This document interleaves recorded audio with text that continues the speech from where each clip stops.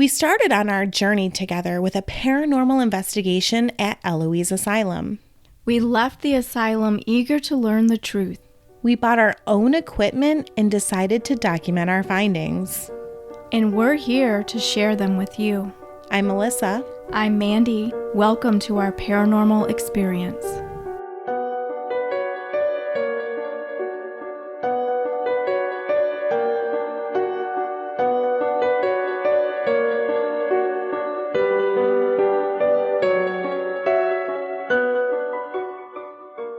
I hope that you love creepy history just as much as I do, because the Ohio State Reformatory has tons of creepy history.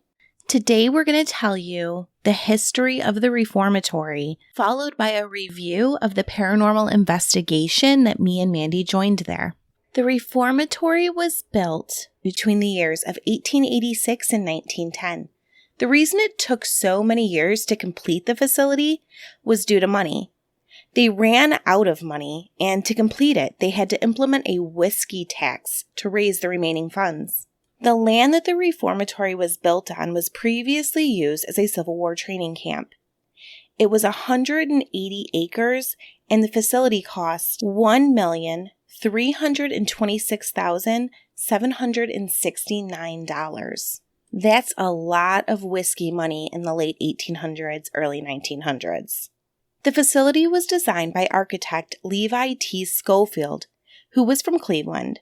He designed the Reformatory with German castles in mind, and it is a beautiful castle-like structure.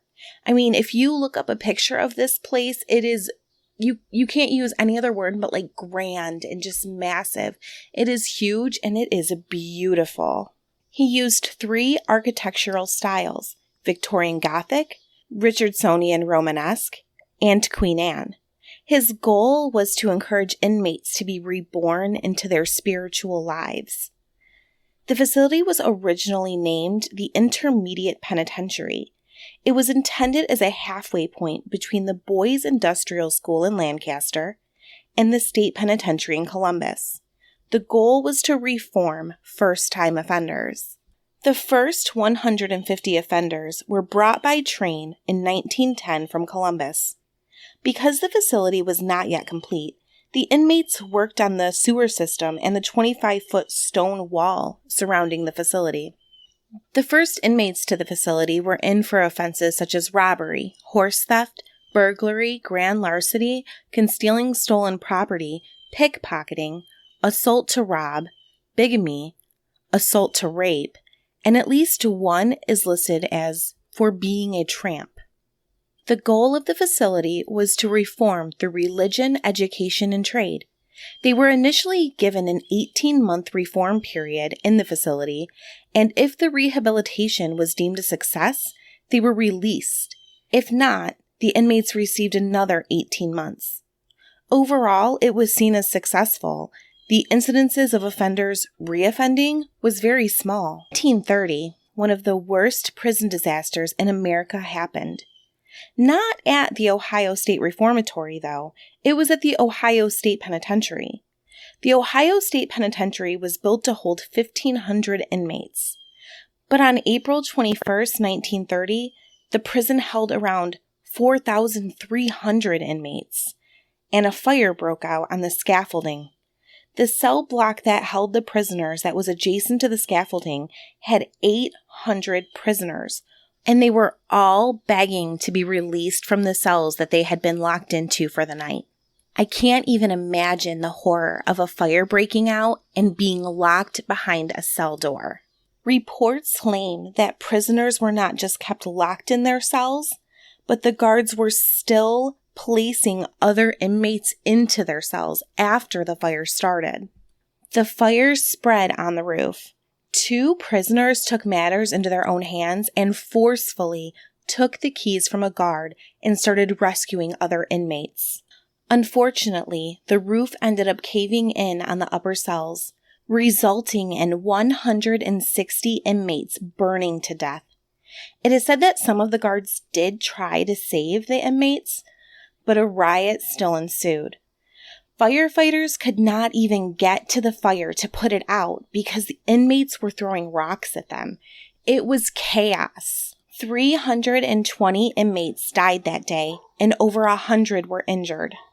And this resulted in the inmates being transferred to the Ohio State Reformatory. They had to put them somewhere. The Ohio State Reformatory was no longer just an intermediate prison. It just became an involuntary maximum security prison. And the Ohio State Reformatory was no stranger to violence and death. Even before the prison fire at the Ohio State Penitentiary causing that transfer of those prisoners. In 1926, a paroled inmate, Philip Orlick, returned to the prison and attempted to escape. During his escape, he shot and killed a 72-year-old prison guard, Urban Wilford. He was sentenced to death and was electrocuted in the electric chair at the Ohio State Penitentiary. On October 2, 1932, 12 prisoners attempted to escape the reformatory. Two of the inmates, Merrill Chandler and Chester Probosky, beat 48-year-old prison guard Frank Hanger to death with an iron bar. They were also sentenced to death by execution and electrocuted in 1935. The darkest story of all started at the Ohio State Reformatory, but ended outside the grounds. It was July 21, 1948, when two former inmates of the reformatory, John West and Robert Daniels, kidnapped the farm superintendent, his wife, and their 20-year-old daughter. West and Daniels became known as the Mad Dogs after murdering the entire family in a cornfield off Fleming Falls Road. They then went on a 2-week crime spree, leaving 6 people dead. They were found, resulting in a shootout that left West dead, and Daniels was sentenced to death and executed in the electric chair. A tragic accident in November of 1950 left the warden's wife dead. She was looking in a closet for her jewelry box, and upon pulling it out, she knocked the warden's service revolver out of its hiding place. The gun hit the ground, went off, and shot her. She died in the hospital from pneumonia a week later. A few years later, the warden would pass away from a heart attack while sitting in his office, leaving their children parentless, but they still have fond memories of life growing up at the reformatory. The prison had become overcrowded, and 2 men were placed in the same cell down in solitary confinement. One man killed the other, stuffing the body under the bunk. At least one inmate hung himself in a cell, and another took a darker path to suicide. He swiped an accelerant, probably while he was on work detail, and told the guards that he didn't want to go down to dinner with the other inmates that day. They left him alone in his cell, where he doused himself with the accelerant and set himself aflame. What a horrible way to go. Because of the overcrowding and deteriorating conditions, the inmates filed a lawsuit in the 1980s, which concluded that the Ohio State Reformatory was no longer fit to be used as a prison. This led to the prison's closure in 1990. They constructed a new facility, the Mansfield Correctional Institute, which stands behind the reformatory grounds to this very day. The building was set to be demolished, but the movie Shawshank Redemption wanted the beautiful historic building for filming. The building is not only beautiful, it actually holds the tallest freestanding cell block in the world. Strangely, the cell blocks from the Ohio State Reformatory were not used in the film. The facility was turned over to a preservation society, and the building has been used for more than just the Shawshank Redemption. The building has appeared in Harry and Walter Go to New York, Tango and Cash, and Air Force One. Many music videos have used the facility as well. The Preservation Society offers day tours, paranormal tours, and even an inmate-led tour. They also host a haunted attraction every Halloween. The proceeds from the tours go to building maintenance, which is still much needed and ongoing. It's said to be one of the most haunted places in Ohio, so if you're looking for some history and possibly ghosts, the Ohio State Reformatory is a great place to visit. Me and Mandy decided to do just that. We drove out there. We're in Michigan. It's in Ohio. It's a 2.5-hour drive. And this was the 17th of July, so it had been raining. There was so much flooding in Michigan, so much flooding in Ohio. We were kind of nervous to drive out there, or at least I was. Yeah, I was too. I think Melissa was a little bit more nervous, probably because she's smarter about me than those things. But the freeway was fine. We took the turnpike, and that was fine, but when we got on the smaller back roads, there was flooding. When you don't know where you're at and you've got to turn around, and it's a little nerve-wracking, I think. I was totally afraid that we were going to end up like accidentally driving through water. You know how sometimes you can't see it. It kind of blends in with the road. Yeah. It's like reflective, and you could accidentally drive into it. And we're like 2.5 hours from home, and like nobody wants to get their car towed that far. You know, a lot of times you can get through, but it was really deep in spots. On the way home, actually, we saw a spot that was like closed off, and it said if you drove through it, you would get a $2,000 fine. So these were definitely like bigger flooded areas. We had to turn around. Our GPS had to reroute, and it was a little bit nerve-wracking, but we made it in time.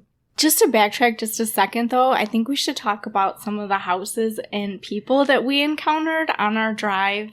There was one little boy that we saw at the end of the driveway. He was in old-timey overalls, and I think he had a little wagon.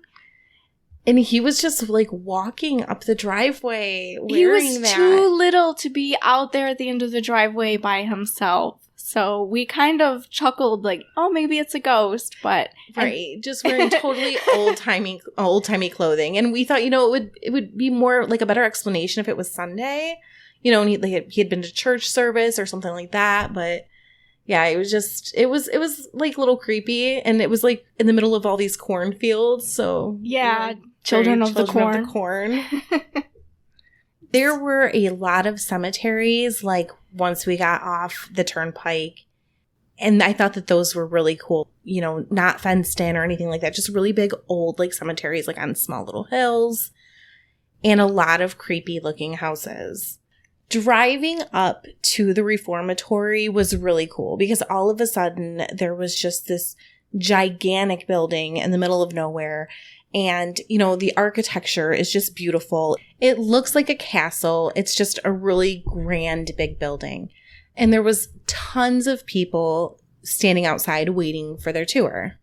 Yeah, I was amazed when we first pulled up too. It was like a castle. It looked almost magical, fairy tale-ish, if that's a word. It can be. So just very, very beautiful, and just very, you feel kind of like in awe when you're standing in front of it. And there was like a little like gate type thing or like cell piece or something that they have in front, which I believe was a prop from when they filmed Air Force One. So me and Mandi took our selfie in front of it. You know, it was just really neat. The outside of the building, we walked around and looked at it. It has like, you know, bricks with people's names engraved into them. Like I say bricks, but these are like large cinder blocks. It's very beautiful. Yeah, the landscaping. The landscaping is definitely really beautiful. Pretty. Yeah, everything was beautiful. When you walk into the building, it's still really beautiful. I mean, it's big and it's grand. And once you get past that, though, things turn a little bit different. Yeah, it definitely, it's neat how it transitioned from this grand, you know, wood and, you know, all of this architecture to now you're in a prison. An abandoned old rusted prison. Cells and peeling paint, old beds that are still in there, toilets that are still in there. You know, they divided us into two groups because I guess a lot of people probably return there just to do the paranormal. They're not really doing a tour. They're just there to ghost hunt. So we wanted to do the tour. So we lined up in the area of people that wanted to do the tour. And our tour guide took us in. And the tour did not last as long as I would have liked, but it was still really nice. Yeah, I agree. It wasn't like when we went to Eloise. You know, the tour was the majority of the night. When we did the Eloise tour, that was the first time I had done anything like that. So I guess that was the only experience that I had to base it off of. But here it was just structured a little bit different. We went in and the tour guide talked to us about different things that they had. Like the beginning of the tour was kind of like a museum. They had different things under glass made by the prisoners and whatnot. My favorite and the creepiest part was the electric chair. It was not ever used at the Ohio State Reformatory. It actually came from Columbus. But there were 315 executions in that chair from 1897 until 1963. And they claim that there's a lot of paranormal activity like around the chair, just, outside the door, because they've kind of built like a separate area for it because it doesn't really belong there. But it's really cool to see. It was definitely cool to see, and I guess a little bit morbid to look at. Yeah. But still fascinating. My son thought it was interesting to see. And they had straight jackets and shackles. The mask that they put over your face when they electrocute you. And they actually had like a little diagram thing showing how the electric chair worked, which was kind of neat. We then went upstairs and onto a couple of floors, and the tour guide gave us a really fast tour. And I have some audio clips from that tour, and I'm going to put them in now. But one thing I wanted to show you was the infamous chair room, which is right here. Legend has it, if you put a chair in the middle of the room, shut the door, come back a couple minutes or a couple hours later, the chair will be in another part of the room. I've never seen that happen. But I've also seen people that have gotten scratched and a lot of EVPs in this room. Why? I have no clue. There's no windows in here. It was just a storage area. But for some reason, there's a lot of activity traditionally here in this room. On the second level is where the warden's family will live at. The last family to live here on the premises was the Glackey family. Mr. and Mrs. Glackey had two kids, Art and Ted. And they were over they met in Toledo, moved here, and they lived here for the latter part of about 9 years.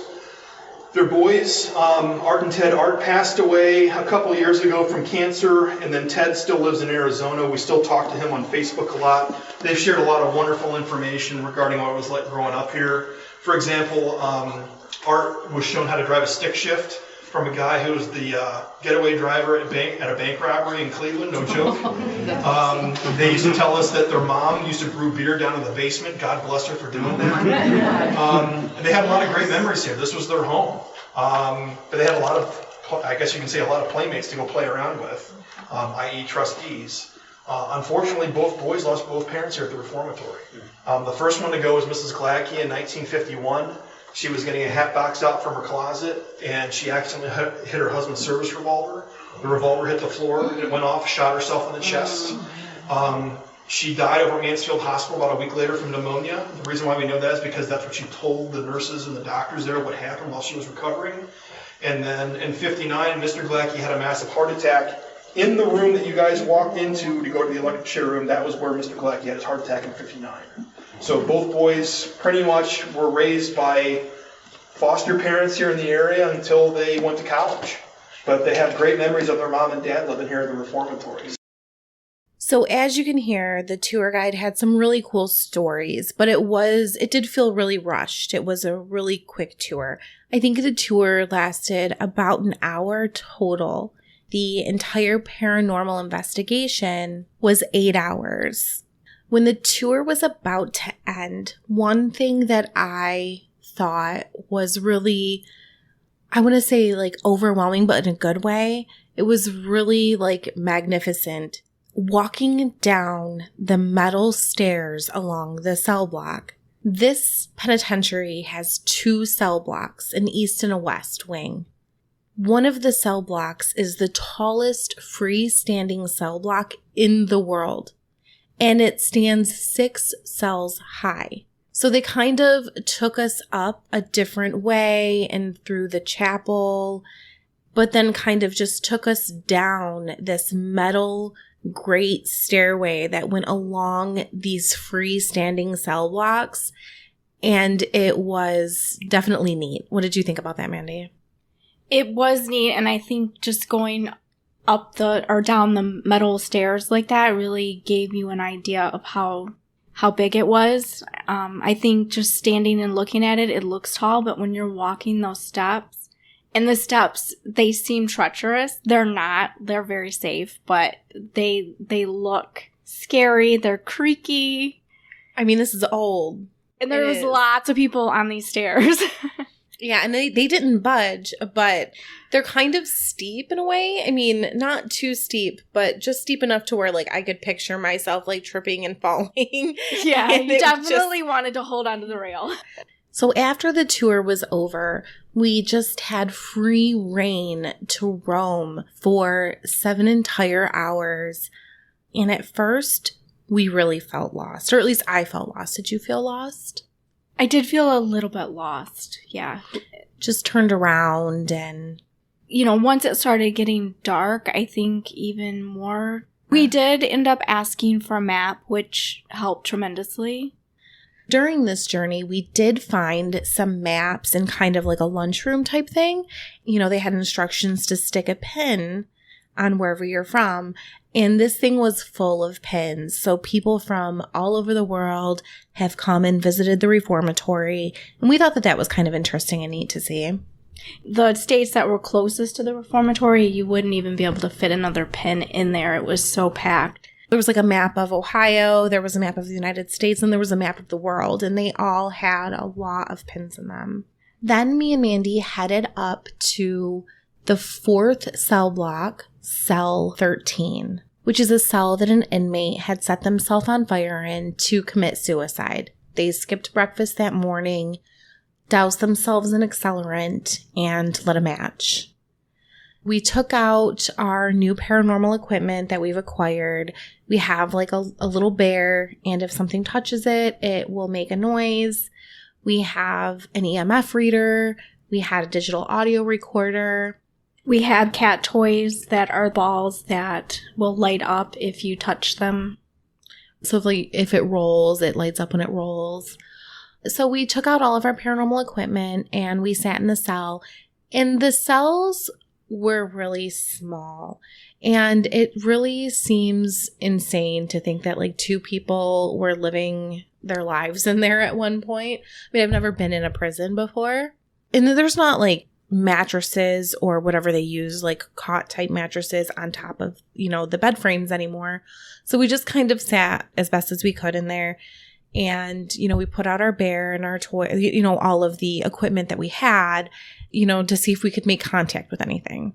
And unfortunately, there was nothing. We did not capture anything. We were even curious to think that possibly we were in the wrong cell. But we did notice that it looked like the ceiling had been replaced in that cell. Because all of the other ceilings, the paint was peeling really bad, and this one wasn't. So that gave us an indication as well that the ceiling had probably been replaced due to the fire. And I didn't tell you this, Mandi, but I did also double check when we got home. Like I looked it up and it was the right cell. We were in the right cell. But it was still really interesting to spend time this, you know, historical cell where these things happened. And it was super creepy leaving the cell because it had gotten kind of dark by then. And you're walking on a concrete walkway, in this case, 4 cells up in the air. I've never walked on a concrete walkway like raised in the air before. And it's all surrounded by like metal grate. It was dark and there's no lights on whatsoever in this part of the prison. It definitely was creepy. I was thankful for the bars that were on the side of it so you didn't feel like you were going to fall off. But you could still definitely tell that you were up high. It was narrow, very narrow. If you stood back on the end of the row and took a picture and just looked down the whole row, I guess you'd call it, it seemed to go on forever in the dark. Then me and Mandi headed up to, I think it was the library. And I mean, these rooms are basically just empty.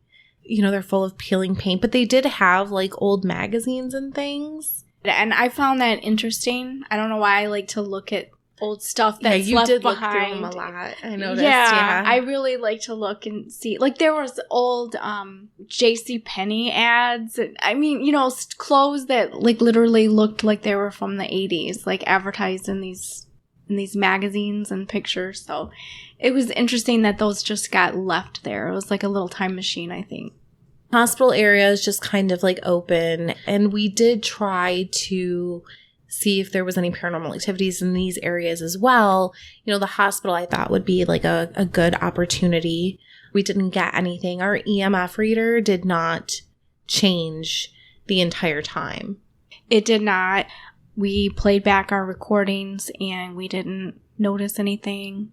I feel strongly that this kind of supports that our Eloise tour, that our experience that we had there was more genuine, because we were carrying an EMF reader and it was fluctuating. When I was looking at it, I thought, well, I don't really know, because I'm not too familiar with this type of thing. You know, it's something I've said before. I don't know how much this should be fluctuating like naturally, or if it should be fluctuating naturally. I mean, it wasn't going up to like a high reading, but it was definitely moving. I realize now that there was no electricity whatsoever in Eloise. Like, it wasn't just shut off. Like, there is no electricity there. So it should not have been moving at all. And there is electricity at the Ohio State Reformatory. So there was a point where we were near an electrical box and our EMF reader did pick that up. But without any electricity at Eloise, you know, it makes it seem more genuine. And we were actually attempting to communicate with spirits at Eloise, and our EMF reader was moving. So it very much makes it more genuine to me. I think that theory makes sense. As you're walking through, there's memorabilia from the movie, The Shawshank Redemption, you know, because it was filmed there. They didn't use the actual cell blocks that were there, but they used, you know, like the office parts of it, you know, other parts of the building. The part that really got me is the cardboard cutouts of the characters from the movie, and they are just placed intermittently throughout the prison. And when you are not expecting that to be there, especially as it gets dark and you just see an outline of something, I liked it, but I also hated it, if that makes any sense. It definitely could be a little bit nerve-wracking and a lot of them are like indoors and stuff. So it's like you turn and it's like somebody's staring at you through the glass of a door, and then you're like, oh my God, it's a cardboard cutout. Right. And they had like a replica of the exposed beam or rafter Brooks had hung himself from in the movie, you know, that he carved his name on. It says Brooks was here. So that was kind of interesting. During the daytime tour that me, Jeff, and Timmy went to, they had many more open areas with like memorabilia. There was even a TV that was playing like a clip from The Shawshank Redemption that I think was filmed in that room. There was different open areas. Now, when me and you went, Mandi, we got to see the attic. That was not open during our daytime tour. I did like the attic, even though nothing happened. I mean, I think attics in general, they're a little scary. Yeah, we went up there and there was like people sitting in circles in chairs. I mean, it almost looked like people were having like little seances or something, I thought. But it seemed a little bit dangerous because the drywall was, I don't know that it's drywall, but you know, whatever's on a ceiling, the drywall was coming down and it was like hanging and it looked like it could kind of fall. It definitely looked like it could fall.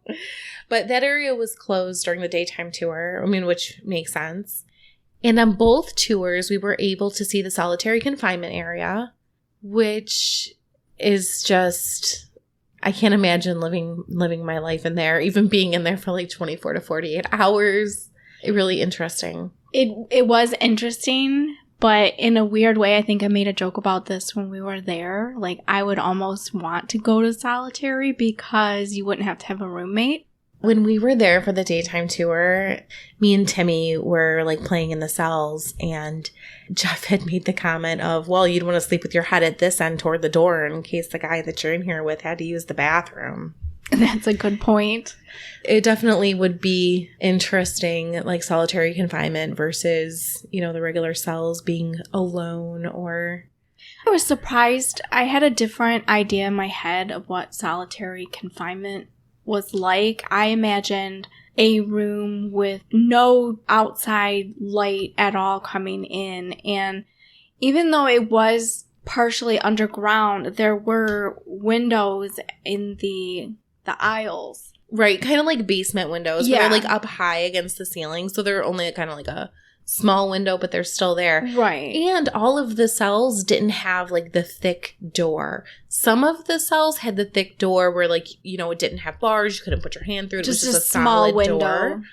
But not all the cells were like that. A lot of them actually had like regular bars and didn't really seem as, solitary confinement-ish.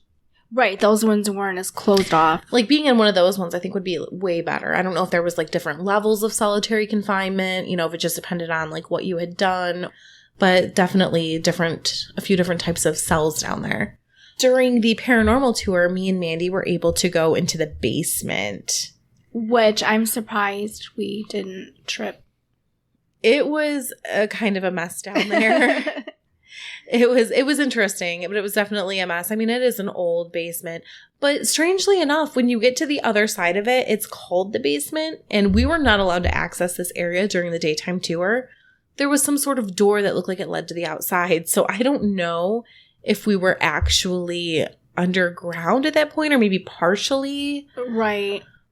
I know I've been in basements before, like, for example, a house in Alabama that I had went into one time. The house was built in a hill, so the basement was underground, but then you could still get into the basement from the outside. Right, and we didn't actually see that side of the building because there's actually an active prison still behind the Ohio State Reformatory. So you cannot go around that side of the building. You cannot take pictures on that side of the building. You cannot go to the Ohio State Reformatory Cemetery. They told you will be arrested immediately, that there are cameras and there are guards, and they are used to this, and they are waiting to arrest someone. So Which is we did sad. not take those chances. We did not, but it's a little disappointing.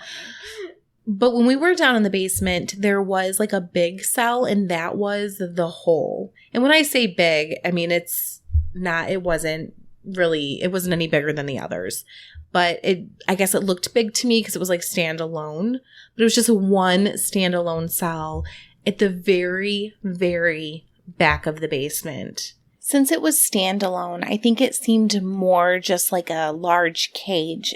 And we did set up our paranormal equipment right there too. Right, I got something, and unfortunately we didn't get anything. But we did go outside for a little while it was hot in there.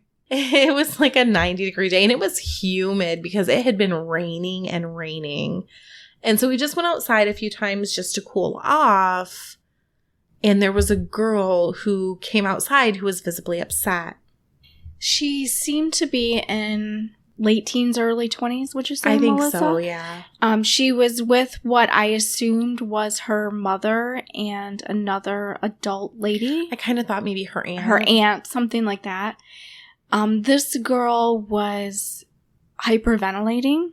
She was standing with her hands on her knees, gasping for breath.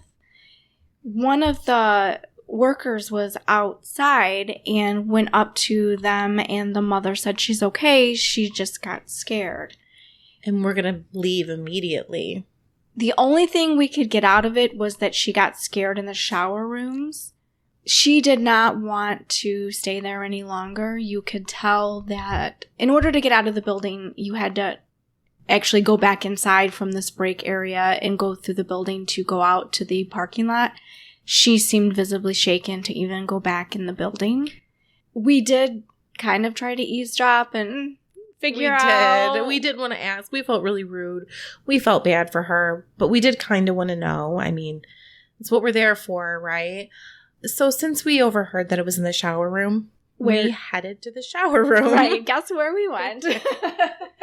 So there's actually 2 shower rooms, one for each cell block. And we don't know which one she had her experience in. So we went to, I believe, the west cell block first. It's just kind of like a big open area. There were already people in there just sitting and, probably audio recording. And we felt a little bit like we were going to break their silence. Like it felt kind of tense in there. You could cut the silence with a knife. I didn't even notice the people at first, and I think I came in talking in a normal voice and then felt like a kid in school, like when you're talking when you're not supposed to. We waited. Eventually they left, and we put our equipment out, and, we recorded and, tried to ask questions, and really we just didn't get anything. So we headed on over to the other shower room, and it's a little bit different. It's a little bit longer. It's really weird to walk into a big shower room like that and think, oh my God, like 100 men were showering in here all together at one point. We didn't get anything in that shower room either. For some reason, the second shower room was way creepier to me. I don't know if it was because maybe it was empty. No one was in there. It just seemed creepier to me. Since you went to both the paranormal and the daytime tour, which one did you like better? I mean, they were both really cool. I think that if you have a chance and you're in that area, you should definitely take both tours. They were different.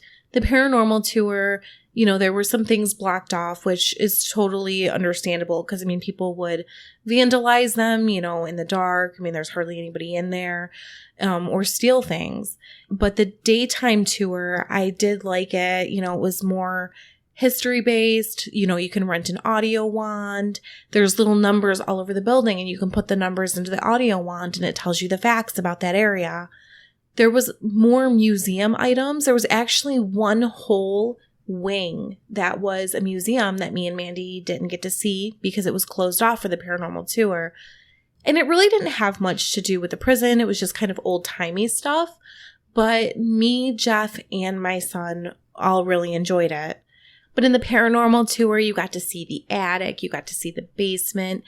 Definitely felt like we had free reign over the reformatory for many, many hours. Obviously, I didn't do both tours, but the paranormal tour, we had pizza. It was good pizza, not the cheap kind, actually good. There was endless pop and water throughout the night. There was always a spot to go rest. I think they called it the bullpen. Yeah. And that was like a nicer room, and it was air conditioned. It was air conditioned. Which was really important. It was definitely important, and the staff was very friendly, and I just felt like anytime we needed refreshments, there was always something. I had to make a recommendation. The paranormal tour is definitely a little bit more expensive. It's a lot more time. All the money that you spend on the paranormal tour actually goes toward the building, we were told.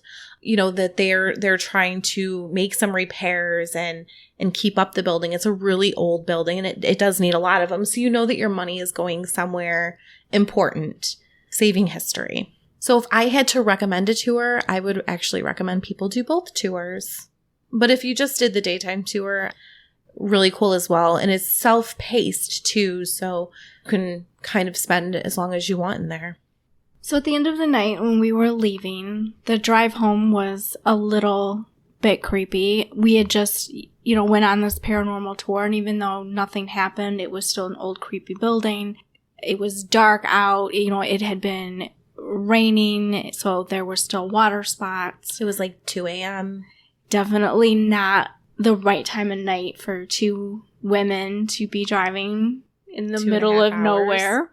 So as we're driving, and you keep in mind that we both, because we listen and Melissa does the true crime podcast, I think our brains are always thinking the worst. So as we're driving, come to a little intersection, and there is this truck just parked on the opposite side of the road. Not on the side of the road, in the middle of the road, right before railroad tracks. Toward us. Yes, as he was driving toward us, he was on his side, but the truck was literally stopped right before the railroad tracks. There was no lights on it. So it wasn't like they just stopped to, look at their phone or whatever. It didn't look like it was turned on. The windows were fogged, which told me it had probably been sitting there a little bit, maybe. We drove by it. Melissa was driving. We drove by it really fast. We made sure that it did not turn around and follow us. I know. We drove up the road some, and I was like, don't worry. I made sure it didn't follow us. And Mandi was like, I know, I watched you. I was totally creeped out. I felt like it was like a trap or something. In reality, it was probably like people sitting there with their car off. Maybe it was like a road that wasn't used a lot and we didn't know that. They were like making out in there or something. I just feel like you would like pull to the side of the road. You would think, because I was afraid they were going to get smashed into, because they were literally right in the middle of their lane with their lights off. I felt like when we went past it, somebody was going to run out from behind it and like try to get us to stop or something. It totally Which felt we like wouldn't a trap. we wouldn't have stopped. No. We would have just ran them over, I think. Yeah. We would have had to. We just left a haunted prison. I would have called 911. And especially, too, like being in the area of an active prison, too, you know. Right. There's an That's active true. prison right behind Right. the Ohio State Reformatory. Very true. So there you have it. That's mine and Mandy's review on our trip to the Ohio State Reformatory. And even though we didn't get anything paranormal, we really, really enjoyed our visit. We definitely recommend that you take the tour if you can. And if you catch anything paranormal, give me and Mandy an email because we want to know about it. We came home empty-handed. Definitely love to see some evidence from there. Yeah, I mean, people... I mean, I've heard tons of people swear up and down that they've had tons and tons of experiences there. And I felt like the people that were coming in that didn't want the tour, that just were coming in to do their own paranormal investigations, I feel like those were probably people that had gotten something there before. Yes, I agree. They seemed like they knew what they were doing. They seemed like they had gotten stuff before. And even a few of the people that we spoke to that night had said that they had gotten some stuff, so... I said that we came home empty-handed, but that was actually a lie. It was a couple days after we had gotten home. I had like this big bag with me, because I had all my paranormal investigation stuff in there. And I carried it with me all night. And there was a couple times, I got sick of carrying it and I had gotten the stuff out of it and I set it down and whatnot.